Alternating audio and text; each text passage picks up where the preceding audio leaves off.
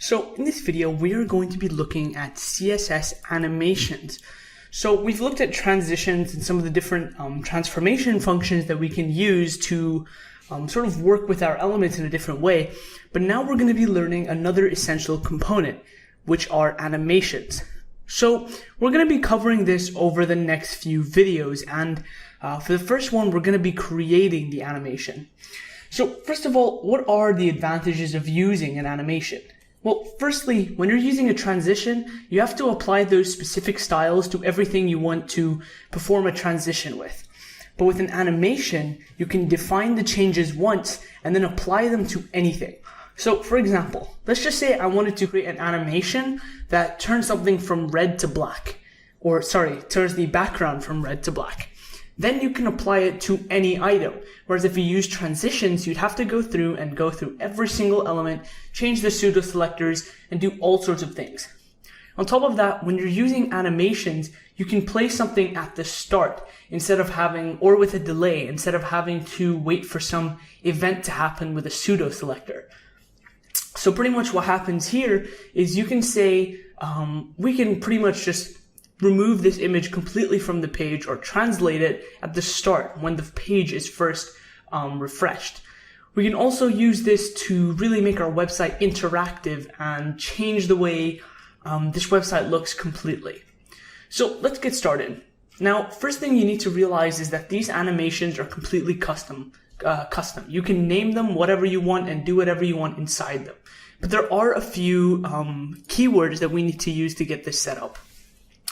Now, an animation is split up into something called keyframes. Now, pretty much each animation has at least two keyframes. So you have the starting and the ending, and then you can add keyframes in between to decide the different stages of the animation. So to define an animation, all you have to do is go at keyframes. So at, in this case, is the prefix, and keyframes is going to be our keyword, and then you name the animation. I'm just going to say translate elements.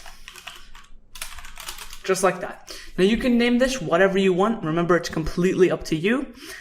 Then you're going to open it up with brackets. So now it's a little bit different to how we've been using CSS. We can't just define styles and expect it to work perfectly.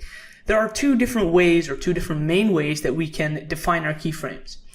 So pretty much the kind of standard way of writing one of these keyframes is typing out the keyword. So for example, I'm just going to type example here. Now, of course, if in a real world scenario, it wouldn't be like this. It would be a number or a percentage or an actual keyword, but it wouldn't just say example. Then you're going to create these curly braces, again, inside of our keyframes. And here you would type the styles at this stage. So for example, if I wanted a red background, you would type it here. So what I'm going to do is talk about the first two keywords, which are to and from. So first of all, let's start with from. So this is pretty much going to be your initial starting point. And then to, which is going to be your ending ending point, sorry. Here, what you're going to do is type in whatever you want. So for example, let's just say I'm actually going to change this, black to red, since that's what red to black. Red to black. Now here, I would say start from when the background is red. Now there doesn't have to be anything here, but it would be recommended that you do start with something, unless you're going for something specific after that. And then here, to, I'm going to say, at the end of it, make sure the background is black. Now, of course, we don't have to work with timings or anything here because that's all decided when we add and work with the animation on our element. So there we go, we have it defined. Now this is the first way to do something.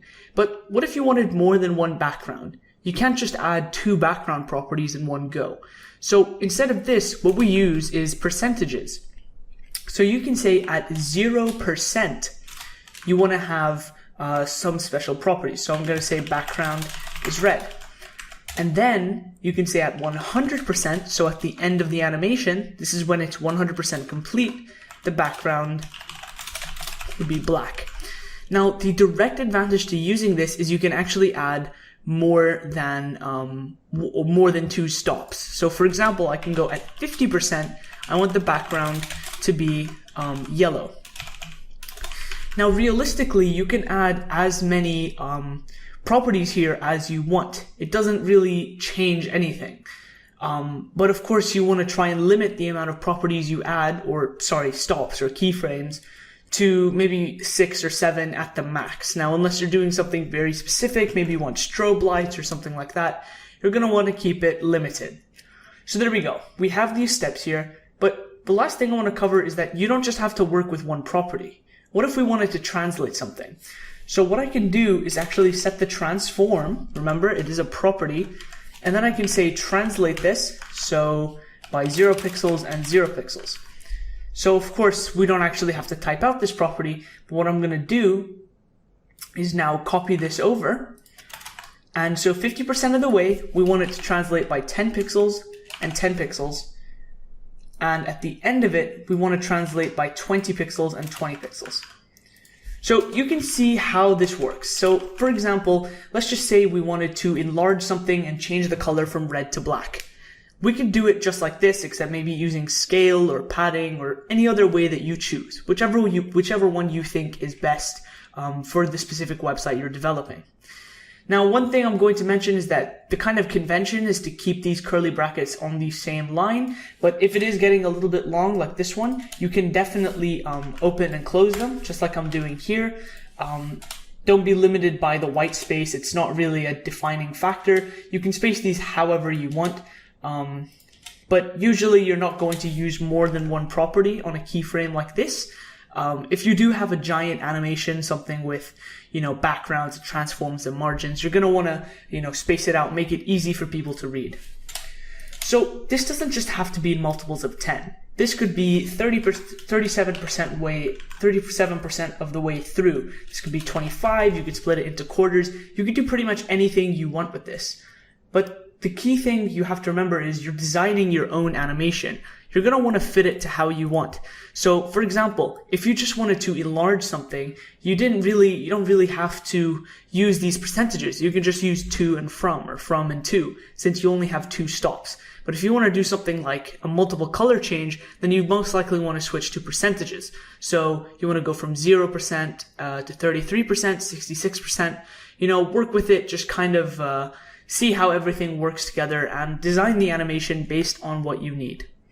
So this is the video based on designing the animation. Now, in the next video, we're actually going to be adding our animation and start working with it to change it based on what we need for each element.